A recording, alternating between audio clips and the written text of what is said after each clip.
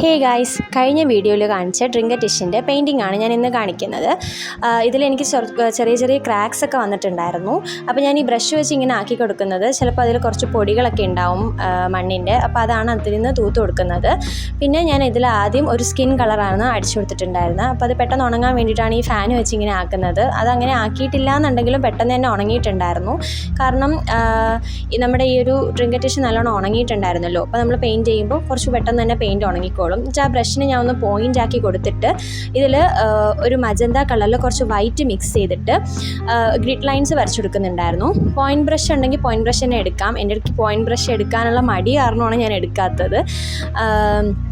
Point ബ്രഷാണ് എടുക്കുന്നുണ്ടെങ്കിൽ കുറച്ചും കൂടി നല്ലോണം കിട്ടുമായിരുന്നു. അപ്പോൾ എനിക്ക് കുറച്ച് വലിയ ലൈൻസ് ആയിപ്പോയി, കുഴപ്പമില്ല. ഞാൻ വീണ്ടും കുറച്ചും കൂടി വൈറ്റ് മിക്സ് ചെയ്ത് ഒരു നല്ല ലൈറ്റ് പിങ്കിലാണ് ഞാൻ എടുത്തിട്ടുണ്ടായിരുന്നത്. എന്നിട്ട് ഇതിൽ കാണുന്ന പോലത്തെ ഗ്രിഡ് ലൈൻസ് വരച്ചു കൊടുത്തു. ഇതിപ്പോൾ ഇത് കാണുമ്പോൾ മനസ്സിലാവും, ഇതുപോലുള്ള ഗ്രിഡ് ലൈൻസ് ഞാൻ വരച്ചു കൊടുത്തിട്ടുണ്ടായിരുന്നു. അതുപോലെ തന്നെ ഇതിൻ്റെ ഈ സൈഡ് എഡ്ജസ് ഉണ്ടല്ലോ, അതിലും വരച്ചു കൊടുത്തിട്ടുണ്ടായിരുന്നു ഗ്രിഡ് ലൈൻസ്. എന്നിട്ട് ഞാൻ അതിൽ ഇതുപോലത്തെ ഇങ്ങനെ വെച്ച് കറക്കിയിട്ടായിരുന്നു അതിൻ്റെ ഈ സൈഡിലുള്ള ഗ്രിഡ് ലൈൻസിൻ്റെ ഇതിൽ വരച്ചു കൊടുത്തിട്ടുണ്ടായിരുന്നത്. എന്നിട്ട് ഞാൻ ആ മിക്സ് ചെയ്യാനെടുത്ത മജന്ത കളർ തന്നെ പോയിൻറ്റ് ബ്രഷ് വെച്ചിട്ട് ആ വരച്ച ലൈനിൻ്റെ സൈഡിൽ കൂടെ ജസ്റ്റ് ഒരു ചെറിയ ലൈനാണ് വരച്ചു കൊടുത്തത്. ഇത് ഞാൻ പോയിൻറ്റ് ബ്രഷ് വെച്ചാണ് വരച്ചു കൊടുത്തത്. ഞാനിപ്പോൾ അതിൽ കാണുന്ന മജന്ത കളറിലാണ് ഞാൻ നേരത്തെ വൈറ്റ് മിക്സ് ചെയ്തിട്ട് ഗ്രിഡ് ലൈൻസ് വരച്ചിട്ടുണ്ടായിരുന്നത്. അപ്പോൾ ഇതിൽ കാണുന്ന പോലെ ഞാൻ ഇങ്ങനെ ഗ്രിഡ് ലൈൻസിലോട്ട് ഇതുപോലെ ചെറുതായിട്ട് ഇതുപോലെ ഒന്ന് വരച്ചു കൊടുത്തിട്ടുണ്ടായിരുന്നു. അതുപോലെ തന്നെ ആ എഡ്ജസിൽ ആ മേളിലെ പോർഷനിൽ മാത്രം ഇതുപോലെയും വരച്ചു കൊടുത്തിട്ടുണ്ടായിരുന്നു.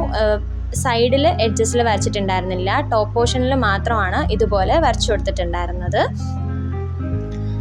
അപ്പോൾ ഇതാണ് നമ്മുടെ പെയിൻറ്റിംഗ് ഒക്കെ കഴിഞ്ഞു. ശരിക്കും പറഞ്ഞാൽ നേരിട്ട് കാണാൻ കുറച്ചും കൂടിയൊക്കെ ഭംഗിയുണ്ടായിരുന്നു. വീഡിയോയിൽ കാണാൻ എന്തോ ഒരു ഇതുപോലെ ഉണ്ട്. പിന്നെ ഞാൻ അതിൻ്റെ അകത്ത് ചെറിയൊരു ഡോട്ട്സും കൊടുത്തായിരുന്നു കേട്ടോ. കുറച്ചും കൂടെ ഡെക്കറേറ്റ് ചെയ്യാൻ നോക്കിയതായിരുന്നു. പിന്നെ ആ ഡോട്ട്സ് കൊടുത്തതോടെ മതിയായി.